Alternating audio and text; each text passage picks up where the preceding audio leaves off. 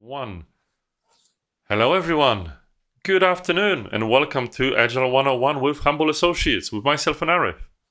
Welcome. Hello. It's lovely to be back again for another episode, isn't it, TK? It is, it is. It has been quite a while. We have spread them a bit further apart so you can get the joy of seeing us and talking about what's happening. Hello, Divya from Seattle. I would love if everyone else would say hi. TK and Arif from London. Lovely to see you all again. And yeah, so what are we going to talk about today, Arif? Good question. Yeah, and hello again to everyone wherever you are. Please, as TK said, give us a wave, Give us a wave. virtual wave. Throw us an emoji. Can be a Put physical a wave put though. a Yeah. note in. Yeah, put a note in the comments where you're from. It's always nice to see how far we reach in the world. Um, yes, today's the episode. What's the title? Improve your flow of work with Kanban. So, we've been steadily progressing our way through some Agile 101 basic Mm. stuff around what agility is.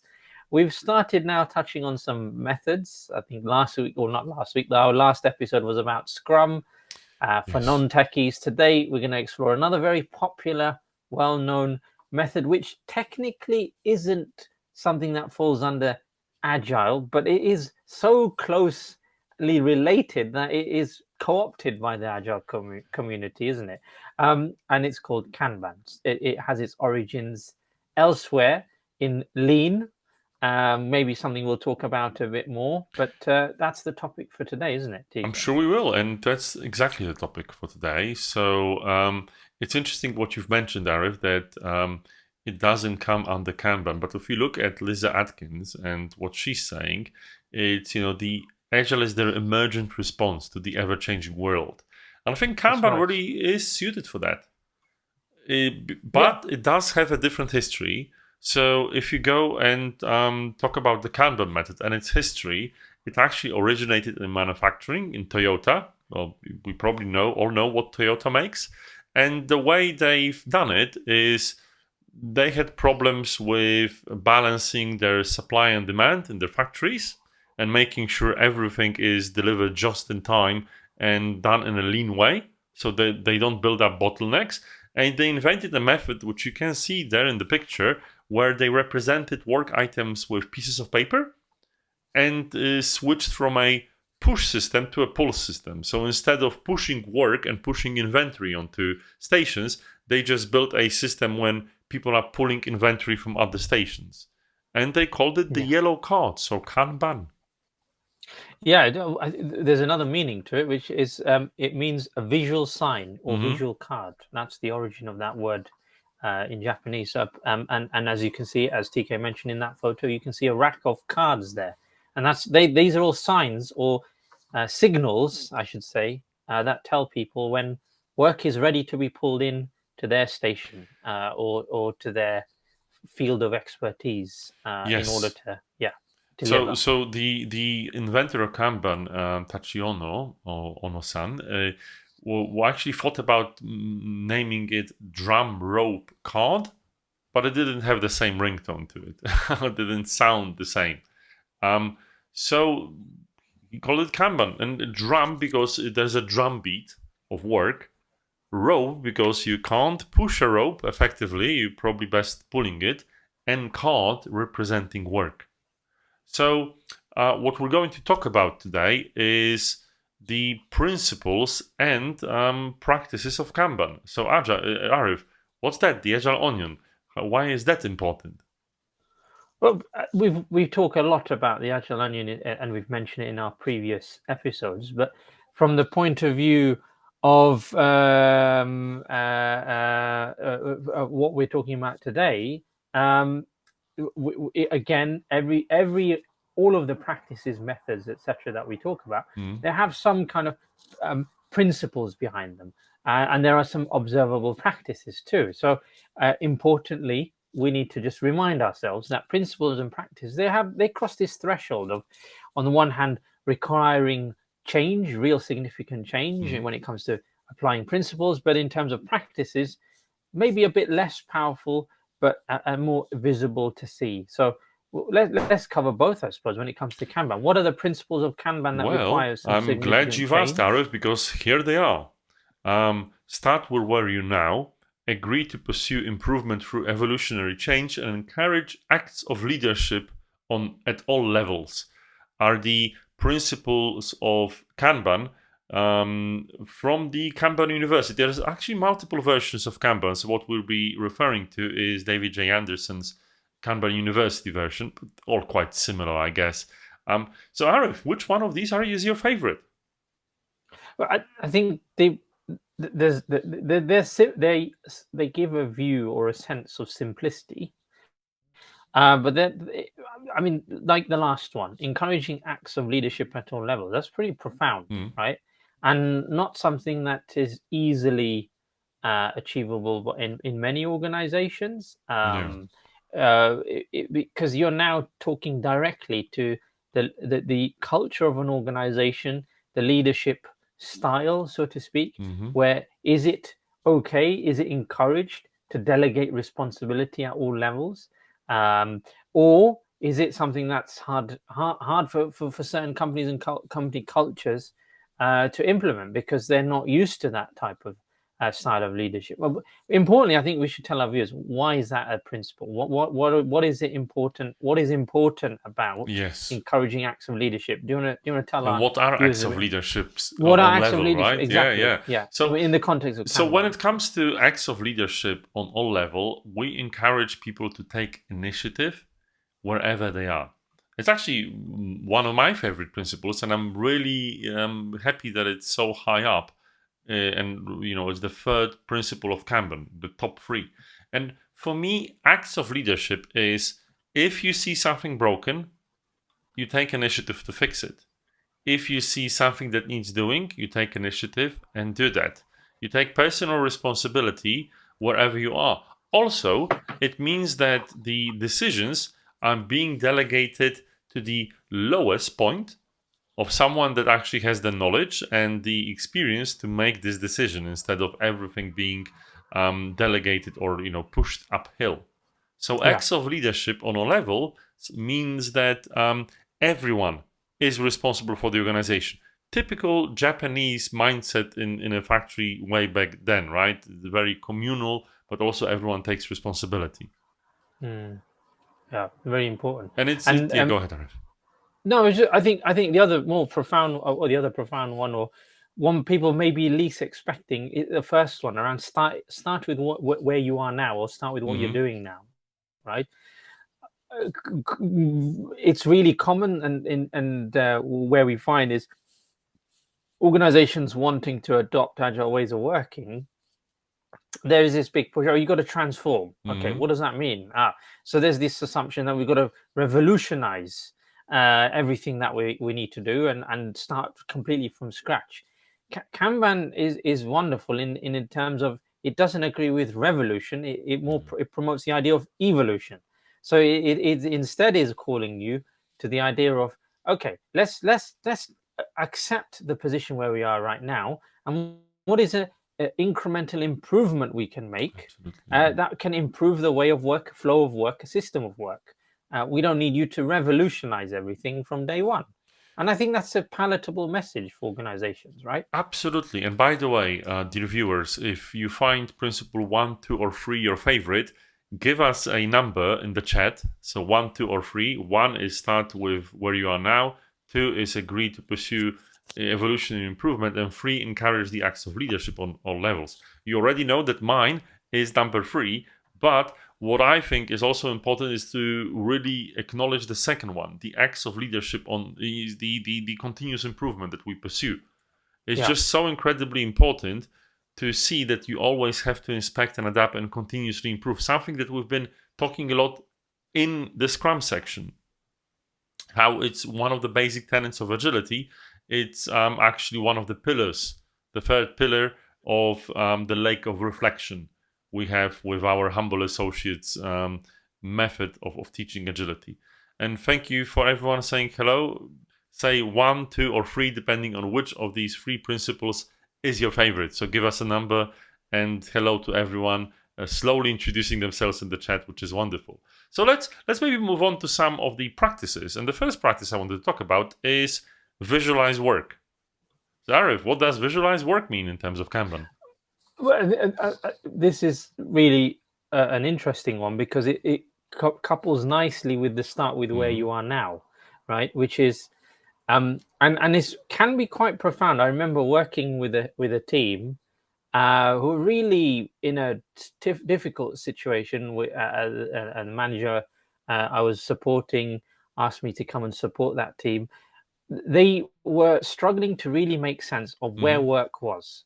They didn't quite understand who was doing what was happening, what was done, what was not done, what was in progress. Lots of misunderstanding, miscommunication. It was very difficult for them to keep a track of how things were progressing. And one of the first things we did was apply this practice, visualize the work. And it was a case of sitting down with the team individually, understanding who's doing what, Who's doing but what? Yeah. importantly, what is the workflow you go through? So how does Mm. work progress? So when a request is made of your team, what form does it take? What happens when the request is made? How does it get translated and moved along your team's system? And then what does the end look like in terms of the delivery of the work you do as a team? And we pieced that all together and visualized it into what you may see, or some of you may be familiar with what may look like a Kanban board. It's Mm. essentially Yeah. a set of states through which work flows for uh, whoever you're working with, whatever the context may be. And if you're in a non-tech setting, that's going to be anything. It could be your marketing team, for example, when you're requested to come up with a new marketing campaign. What are the states you go through? There'll be some Mm. scoping. There might be some research you have to do. There might be some design work you might need to do. Then building your campaign out, executing that campaign, etc., etc. So these are the kind of things we're talking about, really. So with that practice in mind, we were able to visualize all the states through which the work went through that team, got that all up on a board essentially, and then it was a really like light bulb moment for the team that Mm. wow, now we understand, or we can visualize how does work flow. If we start putting in to those states of our flow where the work is, we'll quickly identify what's happening with the work. Are we blocked? Have we got bottlenecks? Have we got too much demand? Have we not got enough work? All these questions Yeah. can now be answered. And it was, it didn't take much time soon after for that manager to get a better handle on how the work was being conducted in that team. Massive impact for them. Massive impact. And actually, I've got a different story because it's not only for the work inside the team. What about if you have a portfolio of work? You come to an organization and ask, hey, what are you wonderful people, the team of teams working on? What are the portfolio items, projects, programs, operational services being there in place? And you know what? People didn't know. And there are many organizations that came in, and the whole, as Arif said, act of putting and visualizing it makes a whole load of a difference in these situations, which is quite interesting to see. Absolutely, it is. So visualizing the work, terribly important. And by the way, thank you everyone for your wonderful votes. I think they're pretty equal when it comes to your principles because all of them are important indeed. So the second principle, second practice that's very important for Kanban is limit WIP. No, that's that. Limit your work in progress. Very difficult to do, but incredibly important. So, yeah, what is WIP? Strange name, Yeah, isn't it?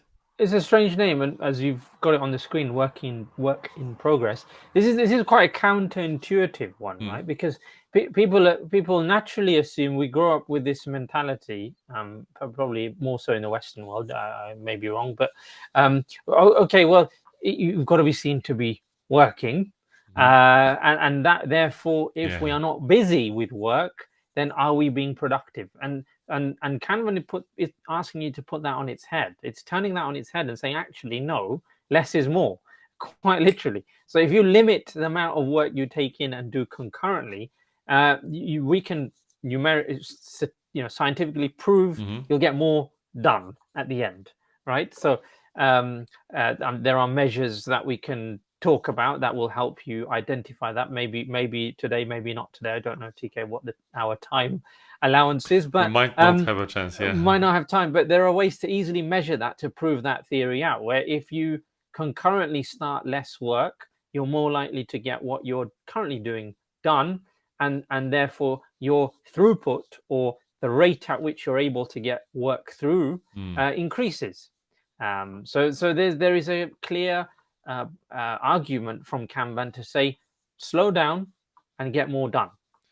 For the nerdy ones amongst yourselves, it's called the Little's Law, and John There you Little go. has actually tested it in way back when in British hospitals. So it actually works. Reducing your WIP will reduce your lead time and possibly Do the we have cycle any? time. Hmm? Do you have any examples you want to share, TK, with our audience about how this is applied in practice, maybe, and Okay, any yeah, I think that's a good thing, non-tech right? examples Yes, we yes, can give non-tech to our examples. I audience? think practically what it means is we quite frequently have a situation where everyone has their own thing to do, right? We quite frequently and Arif mentioned that in the Western world, especially, but in other places too, people like to be seen as busy. So people like to say, "Oh, I've got so much to do. There's so much work I'm taking on," and so on and so forth. Whereas the Kanban approach is actually people storming around a particular issue and making sure that one thing moves through the system. So one car at a time. Right? If you look at the car industry, we have worked with an airplane engine manufacturer, and they also had issues like that when there was one particular component that wasn't able to be completed for their flight test, and everyone had to bunch up, remove the other work from the stream to make sure they're working on this particular one component that is critical for their flight testing. So essentially, what limiting WIP means is don't do more than you need at this particular time. Don't be busy for the sake of busyness. And if there's one item stuck in the system, it's not everyone else grabbing other things to do, it's everyone else throwing their stuff out and helping to move this one thing through the system, like this component in an airplane engine I for a think company you work with. Go ahead, Arif. I think it is useful to point out to our viewers. I think it will highlight the link here again about leadership at all levels. Yes. Right now, and so this is where you can see the two coming together quite nicely. The principle there in this to apply it to this practice, right, of limiting WIP, that really requires discipline and a positive working culture where it's allowed and it's okay, it's accepted, it's encouraged for people close to the work, people doing the work, to make the determination of how much work they can take in. It's not for a manager at this point to say, right, you must now work on this item because I need to get it done. Yeah. If we've agreed collaboratively what our limits are and how much capacity we have, then hopefully the system will then correct itself to some extent and support itself and the team in order to make sure that the right amount of work gets done and delivered in the right way at the right time, whenever At it the needs to right time, happen. in the right way, right? Very good point, Arif. And it's one of the most difficult practices of Kanban. Sounds easy, but we'll talk about the difficulty later on. The next one is deceptively simple too, which is making policies explicit. For those Yes. of you that listen to my Humble Coach on the Rocks, I actually talked about it today on my personal profile, so just go and check it out if you'd like. But actually, it's all about making sure that everyone understands what it means to be done and what it means to hand over work. Um, every step of the process is, I'm not even saying documented, it has explicit policies. So you know exactly when things are done and when you can expect them to, go to the next stage. Then there's no ambiguity there. Do you have some examples, Arif? Yeah, I mean, for example, you may have policies around. I don't know if we have an example of a Kanban flow Hmm. visual one. I don't know if we are able to get one up, TK, a board or something. But if we can visualize what a Kanban board might look like, there may be policies where for work to be pulled from one state to another state, it must meet certain conditions.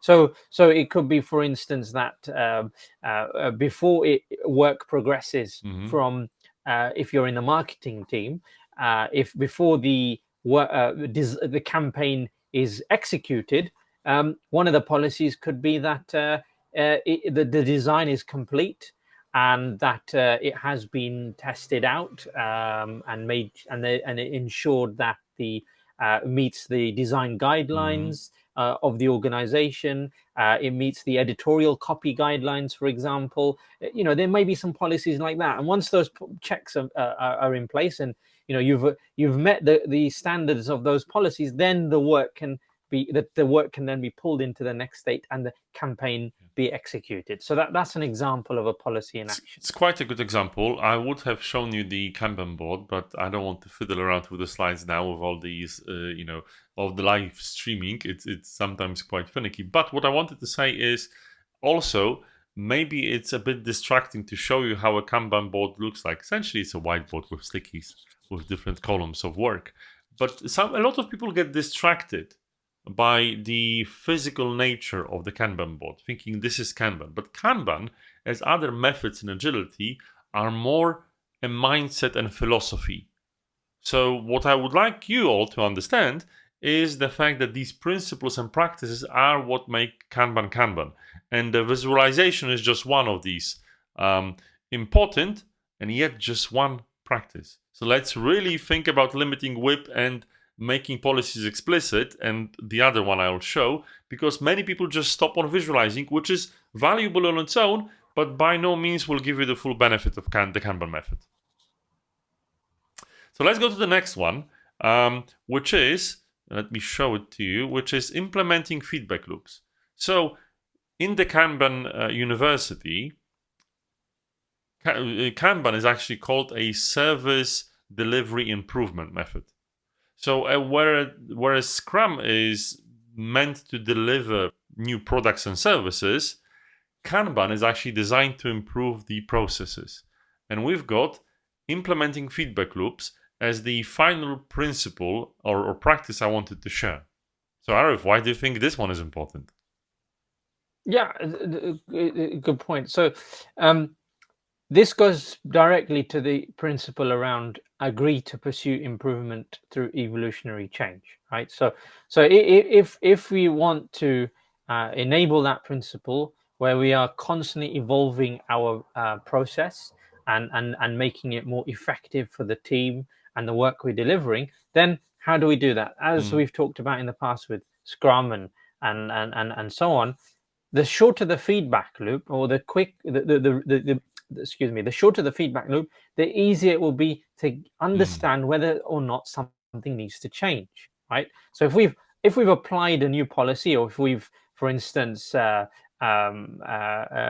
changed the system of work in terms of identifying new states that work needs to go through, for example, we need a short feedback loop to turn around and say, has that had an effect? Has that affected our throughput? Has it affected the rate in which work comes into the system, work leaves the system? Things like that, questions like that can be answered. So our encouragement, Kanban's encouragement, is have a feedback loop mechanism where we make a change, we review what happened, we check the outcome of that change. Was it successful? Was it not successful? And then go through that process again.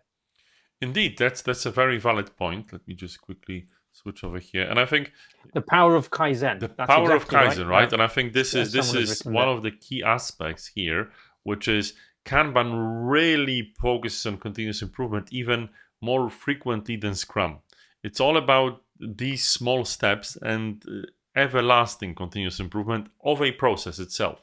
So I think this is a particularly important, and this is why we chose this. But at the end, I think it's very difficult to implement, isn't it? It just feels easy to talk about it. So, Arif, what do you think is the most difficult thing when it comes to implementing Kanban? Oh gosh, that's a tough one. I think, as we've said, right, there is a great starting point. It gives you a great starting point in terms of starting where you are now, right? So that requires a bit of time and effort to map out your current system of work. Okay, so our tip, or if you want to get started, is make some time with your team and sit down and maybe interview them, talk to them, go through the team one by one, and draw out or map out what are the stages that work flows through the team currently. And once you've done that and you've labeled those stages and group them into something that makes sense based on what you've understood, get that up on a board or something in your team space, whether that's virtual or in person. Get that up physically somewhere, and then start creating your Kanban cards, essentially your sign cards, right? So just at least as a starting point, so you can understand where work currently sits in the system, and that is it. That is your first principle enacted, which is starting from where you are now. I think the trickier bit around leadership at all levels, that is going to be an that's going to be ongoing tricky. conversation with management, with people you're working with, around giving you the space, support, and them encouraging you to take ownership of your team's work, or of your work as a team, and understanding how things are working, where you want to make improvements, etc. So there's probably going to be some conversation there, some trading that needs to happen, some negotiation. So those are the things that I would start with. And then the third principle around, as we just said, Kaizen, or this idea of continuous evolutionary change.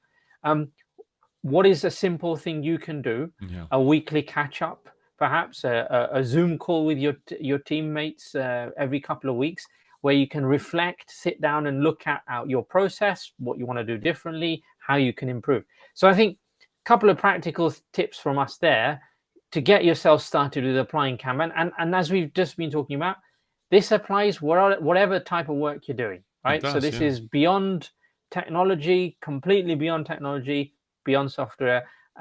Whether you're a team of surgeons in a hospital, whether you're a finance manager trying to understand your team's workload, or, as we said, if you're working in marketing, for instance, and you're planning all your marketing campaigns, Kanban is for you. There's no barrier to Kanban at all. Very If good you've point, got the Arif. will, Yeah. yeah, And you know what? exactly. And we've talked about the history of Kanban. It's so great because it doesn't originate in software. I know that many of you think that Agile is mainly for software, but it isn't.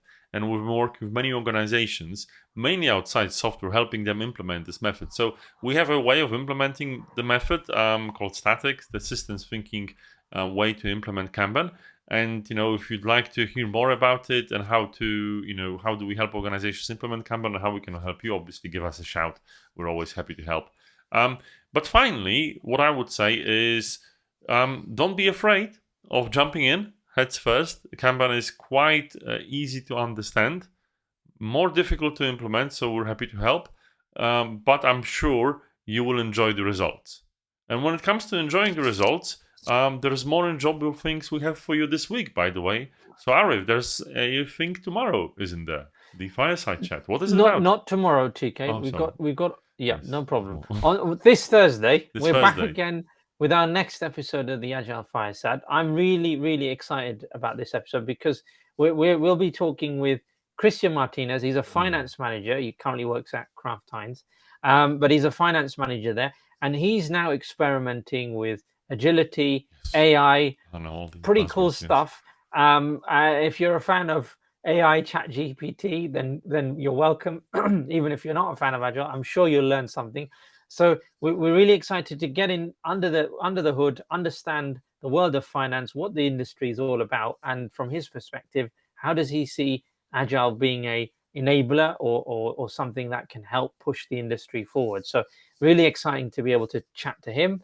And then I think after that, we're back, as we always are, on Friday with our Humble Breakfast Jam. That's our audio event here on LinkedIn every Friday, 10 a.m. UK time. You're welcome to join us for Yes.